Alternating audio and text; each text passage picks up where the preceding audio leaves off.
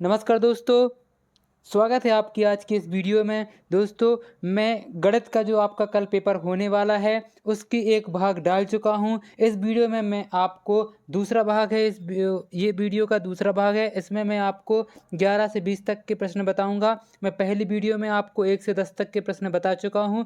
दोस्तों देखिए, मैंने इसमें पूरे प्रश्न ढूंढ लिए हैं और आपको इस वीडियो में पूरे आज 22 के 22 प्रश्न आपके पक्के करा दूंगा। इसका मतलब आपके 50 में से 50 अंक आना बिल्कुल संभावित नहीं, बिल्कुल आएंगे ही। 100% आपके 50 में से 50 अंक आएंगे। बस आप इस वीडियो को पूरा अंत तक देखिए। और अगर दोस्तों आपने पहली वाली वीडियो मतलब इसका भाग 1 नहीं देखा है, तो सबसे पहले वह जाकर देखिए। मैं उसको नीचे इसी वीडियो में लिंक दे दूंगा और आई बटन में भी यहाँ ऊपर आपको इधर ऊपर आई बटन दिख रहा होगा, देखिए। उस आई बटन में आप क्लिक करेंगे तो आपको भाग 1 मिल जाएगा। और जब आप ये वीडियो अंत होगी, इसकी वीडियो मतलब आप पूरी देख लेंगे, तो लास्ट में भी आप देख सकते हैं इस वीडियो पहला वाला भाग। और आप मेरे चैनल पर जाकर भी पहला वाला इसका भाग देख सकते हैं। यह भाग दूसरा है दोस्तों, इतना बस ध्यान रखिए आप। ये कौन सा भाग है? दूसरा भाग। सबसे पहले आपको भाग 1 देखना पड़ेगा, फिर उसके बाद मैं इसमें क्योंकि 11 से 22 तक के प्रश्न बताऊंगा, क्योंकि वीडियो लंबी हो जाती है, क्योंकि ये गणित का पेपर है, तो गणित के पेपर में थोड़ा सा समझाना भी पड़ता है, इसलिए टाइम लग जाता है दोस्तों। तो चलिए देखते हैं। मैं आपको उसमें मैंने यहाँ 10वें तक क्वेश्चंस बता दिए थे आपको, है ना। 10 क्वेश्चन बता दिए थे। अब अपन शुरुआत करते हैं 11वें क्वेश्चन से। तो दोस्तों बच्चों, आपको देखिए यहाँ पर दिया गया है। सबसे पहले मैं बता देता हूँ आपको 11वें प्रश्न में क्या दिया गया है। प्रश्न पढ़ के बता देता हूँ। तो इसमें प्रश्न में अपन को दिया गया है कि नीचे दिए गए प्रश्नों के उत्तर लिखिए। जो नीचे प्रश्न दिए गए, 11 प्रश्न दिया गया, 12 प्रश्न दिया गया, इनके अपन को उत्तर लिखना, हल करना है इनको, है ना। तो जैसे पहला वाला अपन को दिया गया है, समीकरण हल कीजिए। समीकरण दिया था, तो समीकरण क्या होता है, ये समीकरण दिया गया है अपन को 3x + 2 = 3, मतलब 3x - 2 = 13। तो अपन को ये समीकरण में अपन को x की मान निकालना पड़ता है। तो मैंने यहाँ पर देखिए x का मान निकाला है। जैसे यहाँ पर लिखेंगे अपन लोग 3x + 2 = 13 आ जाएगा। फिर 3x, ये 2 इस साइड पक्षांतर हो जाएगा, है ना। तो ये धन का था, तो ये ऋण का हो जाएगा, है ना। तो उसके बाद 3x = 13 ऋण 2 आ जाएगा। उसके बाद देखिए 3x = 11, है ना। ये 11 बचेगा, 13 में से आप 2 घटा देंगे तो 11 बचेगा। और उसके बाद 11 बचेगा। उसके बाद देखिए आप x बराबर क्या आ जाएगा, 11/3। 11 ये 3 क्यों आया दोस्तों? क्योंकि जो गुणा में रहती है चीज़, वो भाग में आ जाती है, तो ये 11/3 आ जाएगा, मतलब ये बटे में आ जाएगा। ये 11/3 लिखा है, आपको ऐसा लिख देना है। ये ऐसा वो उसमें कंप्यूटर में आता नहीं, इसीलिए मैंने नहीं लगाया। ये 11/3 आपको 11/3 लिखना है यहाँ पर, ठीक है। ठीक है दोस्तों, बच्चों का कुछ भी चीज़ समझ में ना आए, डाउट हो रहा हो, तो आप कमेंट करके बता दीजिए कि सर ये डाउट आ रहा है मुझे। और अगर वीडियो पसंद आए तो आप लाइक ज़रूर करिए। अगर आपको सब कुछ समझ में आ रहा हो तो वीडियो को लाइक ज़रूर करिए, जिससे वीडियो ज़्यादा से ज़्यादा लोग देख सके इसको। और लाइक अवश्य करिए अगर आपको पसंद आ रही है वीडियो तो। देखिए 12वां प्रश्न, यदि रोहन ने घर से स्कूल की दूरी, अपन को दूरी कितने मीटर दी हुई थी, y - 5 मीटर। कितनी? y - 5। y - 5 क्या दी थी अपन को? मीटर दूरी दी थी। कहाँ से कहाँ तक की? घर से स्कूल तक की। मान लो रोहन है, रोहन का घर ये है, रोहन का घर है ये। देखिए रोहन का क्या है, ये रोहन का घर है, ये रोहन का घर है। क्या है? घर है। और ये रोहन का क्या है? स्कूल है, स्कूल है। तो उसमें रोहन की घर से स्कूल तक की दूरी y - 5 दे दी थी उन्होंने, है ना। और अपन को बताना है कि उस घर से स्कूल और स्कूल से घर जाने में, पहले स्कूल से घर और घर से स्कूल जाने में उसको कितनी दूरी तय करनी पड़ेगी। तो इसमें अपन लोग सबसे पहले अपन को क्या क्या दिया है, सिर्फ इसकी दूरी दी है। तो अपन क्या, घर से स्कूल की दूरी 2 गुनी हो जाएगी। यहाँ से पहले जाएगा तो 1 गुनी, फिर यहाँ से यहाँ तक जाएगा तो 2 गुनी। तो कितनी हो जाएगी? 2 गुनी दूरी हो जाएगी उसकी। मतलब y में अपन लोगों को 2 का गुणा करना पड़ेगा। तो 2y - 10 क्या हो जाएगी? इसकी आंसर हो जाएगा। इतनी मीटर दूरी हो जाएगी उसको दोनों जगह से जाने पर, मतलब घर से स्कूल, स्कूल से जाने पर टोटल दूरी उसकी 2y - 10 मीटर आ जाएगी। उसके बाद 13वां प्रश्न देखिए। 13वां प्रश्न पूछा गया है यहाँ पर, यदि चाय बनाने के लिए दूध और पानी का अनुपात, चाय बनाने के लिए अगर अपन लोग दूध और पानी का अनुपात लें, कितना लें? 3, जो 3 रेशियो मतलब 3:1 लेते हैं, तो 2 लीटर दूध से चाय बनाने के लिए कितनी मात्रा में पानी की आवश्यकता होगी। तो जो अपन मान लेते हैं कि माना कि पानी की मात्रा x लीटर है। कितनी है? पानी की मात्रा x लीटर है और दूध बटे पानी अपन को दिया था, ये 1:3 दिया है ना बच्चों। तो 1 का मतलब अपन को दूध दिया है और 3 का मतलब अपन लोगों को इतना अनुपात में पानी दिया हुआ है। तो अपन ने ये माना है कि दूध और पानी का अनुपात इतना, तो अपन ने पानी की मात्रा x लीटर मान ली है। तो इसको अपन लोग क्या लिखेंगे, यहाँ पर अच्छे से मैं बता देता हूँ, आपको समझ में नहीं आ रहा होगा यहाँ क्या लिखा है। तो बच्चों यहाँ पर ये लिखा है 1/3 बराबर 2/x। तो ये देखिए, सबसे पहले आपको इसमें इसका गुणा करना पड़ेगा और इसमें इसका गुणा करना पड़ेगा। मतलब आपने त्रिज्या गुणा सीखा होगा स्कूल में, आपके टीचर ने बताया होगा, बस वही कर देना है इसमें। तो यहाँ पे क्या आ जाएगा, इधर 1 का x में गुणा करेंगे तो x आ जाएगा। फिर उसके बाद इसके बराबर में क्या आ जाएगा, 3 दूनी 6। तो बस यहाँ पे यही लिखा हुआ है कितने लीटर दूध की मात्रा जरूरत पड़ेगी अपन लोगों को, तो 6 लीटर पानी की आवश्यकता पड़ेगी। अपन को जो चीज़ निकालनी पड़ती है दोस्तों, उसी को अपन लोग क्या मान लेते हैं, x मान लेते हैं और इसका उत्तर आ जाएगा 6 लीटर। बस आपको ये नीले कलर से जितना दिख रहा है ना, बस परीक्षा में इतना लिख के आना है आपको। ये मैंने समझाने के लिए आपको बताया है दोस्तों। ठीक है बच्चों, अगर कुछ भी समझ में ना आ रहा हो तो आप कमेंट कर बता दीजिएगा, मैं बार बार ये बोल रहा हूँ आपसे। देखिए उसके बाद 14वां प्रश्न देखिए, 0.50 को जो ये दिया गया है 50%, इसमें अपन को प्रतिशत में बदलना है 50 को। तो सबसे पहले आपको ये दशमलव से अपन को दशमलव हटाना पड़ेगा। जिस दशमलव दिया है अपन को 50, तो आप दशमलव हटाने के लिए क्या करते हैं, बटे 100 आ जाएगा। जैसे अगर 5.0 दिया रहता, ये तो नहीं होता। जैसे अगर 0.5 दिया है अपन को, मान लो जैसे अगर 0.5 दिया है तो अपन लोग क्या कर देते हैं, इसको हटाने के लिए 5/10 आ जाता है। इसलिए यहाँ पे 2 संख्याएं थी, 1 और 2 संख्याएं थी, तो 2 संख्याएं थी तो 200 न आएंगे, तो मैंने 50/100 लिख दिया। और इसके बाद प्रतिशत में बदलने के लिए अपन लोग क्या करते हैं, 100 से गुणा कर देते हैं और 100 से भाग कर देते हैं। तो बस मैंने यही कर दिया, 100 से गुणा कर दिया और 100 से भाग कर दिया। तो ये 100 और ये 100 कट गया। उसके बाद ये इससे ये कट गया, सॉरी इसका ये जो ये नहीं कटेगा, इसका क्या बन जाएगा, इसका प्रतिशत बन जाएगा। तो 50% अपना उत्तर आ जाएगा। ठीक है बच्चों।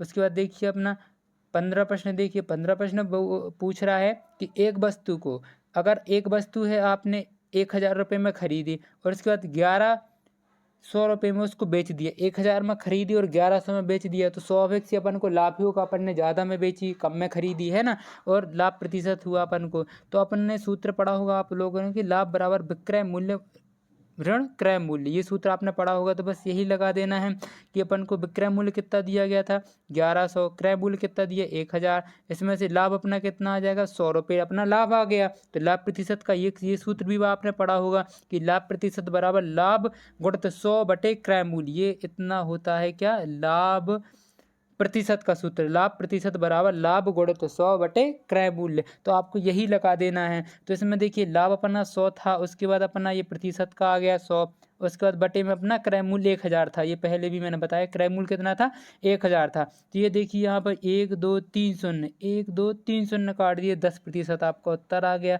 10% का उसको क्या हो रहा है, लाभ हो रहा है। ये बहुत इंपॉर्टेंट सवाल है, मैं लिख के दे रहा हूँ। ये परीक्षा में आने की संभावना है, आपकी वार्षिक परीक्षा में भी ये आ सकता है प्रश्न। इसीलिए देखिए अब 6वां प्रश्न देखिए। 6वां प्रश्न बोला कि क्या पूछ रहा है, 6वां प्रश्न इसमें पूछा गया है, दिए गए चित्र में त्रिभुज के बाह्य कोण x का मान ज्ञात करना है। आपको ये बाह्य कोण दिख रहा है x, इसका मान ज्ञात करना है दोस्तों। जिसको कैसे ज्ञात करते हैं, आपने अपना पढ़ा होगा कि वह कोण का मान दूरस्थ अंतः कोणों के योग के बराबर होता है। ये बाहरी कोण है ना जी, इसके अंतः कोण क्या है, ये है अंतः कोण। ये दोनों अंतः कोण, इन दोनों अंतः कोणों के योग के बराबर होता है। तो अंतः कोण कितना है, एक तो 50 डिग्री है और दूसरा अपना 60 डिग्री है। तो इन दोनों को आपको सिर्फ और सिर्फ जोड़ देना है, तो कितना आ जाएगा, 110 डिग्री आ जाएगा। बस इसका यही आंसर हो जाएगा। ये देखिए मैंने लिखा है यहाँ पर 110 डिग्री इसका आंसर हो जाएगा। ठीक है, ये बाह्य कोण का 110 आ जाएगा आंसर अपन लोगों का। उसके बाद 17वां प्रश्न देखिए। 17वां प्रश्न पूछ रहा है, दिए गए समद्विबाहु त्रिभुज में x का मान ज्ञात कीजिए। अपन को इसमें x का मान ज्ञात करना है। ये समद्विबाहु त्रिभुज दिया गया है, ये दिया है त्रिभुज समद्विबाहु। तो आपको पता है बराबर भुजाओं के सामने का कोण बराबर होता है। ये बराबर भुजाएं दी हैं, ये बराबर का निशान लगा है इसमें, ये बराबर भुजाएं हैं। ये दोनों, ये भुजा और ये भुजा कैसी है, आपस में बराबर हैं। तो इन दोनों के आमने सामने का कोण बराबर रहता है। इसके सामने का कोण ये है, इसके सामने का कोण ये है। तो ये दोनों क्या रहेंगे, बराबर रहेंगे, ये दोनों कोण है ना, ये दोनों कोण बराबर रहेंगे। तो आपको सबसे पहले ये वाली लाइन लिखनी है। इस लाइन के नीचे ये मैंने बताया गया है सॉल्व करके, देखिए यहाँ पे मैंने सॉल्व करके बताया है कि इसलिए एंगल ए जो ये है एंगल ए, कोण ए बराबर कोण सी, कोण ए बराबर कोण सी होगा इससे, और कोण ए बराबर कितना दिया अपन को, 45 दिया है, कोण सी भी अपना 45 आ जाएगा। तो उसके बाद अपन को पता है कि तीनों भुजाओं का योग कितना होता है, 180 होता है, 180 हो जाता है। उसके बाद 45 45 90 हो गया, 180 में से 90 घटाया, उत्तर आ गया अपना 90। तो एक्स का मान कितना आ गया, 90 डिग्री आ गया। ठीक है दोस्तों। उसके बाद देखिए 18वां प्रश्न पूछा गया है, दिए गए त्रिभुज ABC और त्रिभुज PQR सर्वांग सम है। सर्वांग सम है इन दोनों का योग है ना, इन दोनों ये त्रिभुज दिया है, ये त्रिभुज दिया है, इन दोनों का योग सर्वांग सम है या नहीं, यदि हाँ तो सर्वांग सम को सांकेतिक रूप में लिखना है। तो देखिए हाँ यह कैसा त्रिभुज है, सर्वांग सम है। तो अपन को सबसे पहले लिख देना कि हाँ त्रिभुज सर्वांग सम है। सबसे पहले तो आपको ये लिख देना कि हाँ त्रिभुज कैसा है, सर्वांग सम है। ये देखिए लिखा सर्वांग सम है। उसके बाद आपको यहाँ क्या लिखना है, संबंध बताना। सर्वांग सम में अपन लोग क्या लिखते हैं, त्रिभुज ABC सर्वांग सम का ऐसा ये निशान होता है, ऐसा एस बना देते हैं ऊपर, ये ऐसा बराबर, और ऊपर कैसा एस ऐसा बना देते हैं। तो ये सर्वांग सम का यहाँ पे आपको निशान लगा देना है ऐसा, इसमें दिख नहीं रहा होगा मुझे लग रहा है, मैं यहाँ बना के बता देता हूँ, ऐसा लगा देना। और यहाँ पे आपको लिख देना कि त्रिभुज RPB, ये RPB दिया है ये वाला त्रिभुज, और त्रिभुज ABC ये दोनों कैसे है, सर्वांग सम है।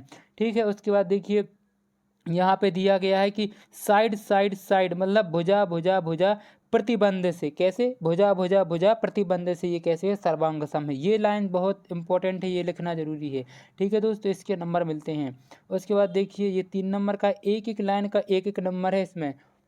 चलिए देखते आगे देखते। अब 19वां प्रश्न पूछा गया है कि एक समांतर त्रिभुज चतुर्भुज की एक भुजा और संगत ऊंचाई की माप क्रमशः 4 सेंटीमीटर 3 सेंटीमीटर समांतर चतुर्भुज का क्षेत्रफल ज्ञात कीजिए। अपन को इसमें समांतर चतुर्भुज का क्षेत्रफल ज्ञात करना है। तो समांतर चतुर्भुज का क्षेत्रफल आपने अपनी किताबों में पढ़ा होगा कि समांतर चतुर्भुज क्या कहलाता है। तो समांतर चतुर्भुज क्या कहलाता है। समांतर चतुर्भुज आप जानते हैं, ये समांतर चतुर्भुज होता है जो समान भुजाएं रहती हैं। तो इसमें क्या होता है, आधार गुणित ऊंचाई इसका क्या होता है, चतुर्भुज का क्या होता है, सूत्र होता है। तो ये आपको आधार गुणित ऊंचाई लगा देना। आपको दोनों की देखिए ये भुजा दी थी और ये ऊंचाई दी हुई थी, तो इन दोनों का सिर्फ गुणा कर देना, 4 × 12 वर्ग सेंटीमीटर। ये क्या लिखा है, वर्ग सेंटीमीटर लिखा हुआ है लास्ट में, वर्ग सेंटीमीटर, ये इसका आंसर हो जाएगा। उसके बाद देखिए 20वां प्रश्न पूछा है, एक पासा है। पासा तो आप लोग जानते हैं, छकड़ी रहती है, इसमें ये ऐसी बिंदु बनी रहती हैं, 3 रहती हैं, इधर पे ये ऐसे 4 रहती हैं, ऐसे एक पासा रहता है यहाँ ऐसे ऐसे। तो ये इसमें यही पूछा है कि जो ये पासा रहता है इसमें 5 आने की प्रायिकता क्या है। इसमें 1 से लेकर 6 तक रहते, एक बिंदु रहेगी, कहीं 2 रहेंगी, कहीं 3 रहती हैं, किसी पर 4 रहती हैं पीछे साइड, है ना। अलग अलग फलक पर अलग अलग अंक प्रदर्शित किए जाते हैं, उसमें अलग अलग बिंदु बनी रहती हैं। तो इसमें यही पूछा है कि जो 5 बिंदु वाला है, 5 आने की प्रायिकता क्या होगी। तो 5 आने की प्रायिकता क्या होगी, मैंने आपको बताया 1 से 6 तक रहती हैं, तो 1/6 इसकी क्या हो जाएगी, प्रायिकता हो जाएगी कि 5 आने की प्रायिकता 1/6 होगी। उसके बाद देखिए 21वां प्रश्न देखते हैं।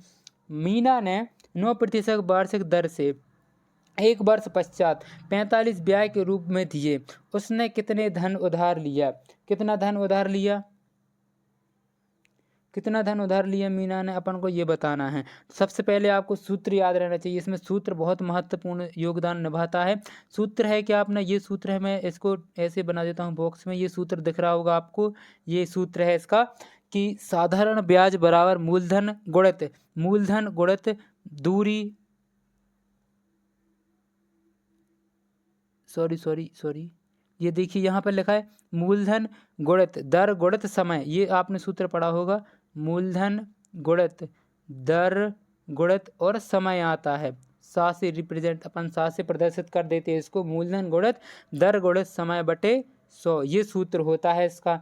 और आपको ये दिया गया था कि साधारण ब्याज अपन को दिया गया है 45, और उसके बाद अपन को समय दिया गया है 1 वर्ष, तो आपको समय लिख देना है, साधारण ब्याज लिख देना है। ठीक है।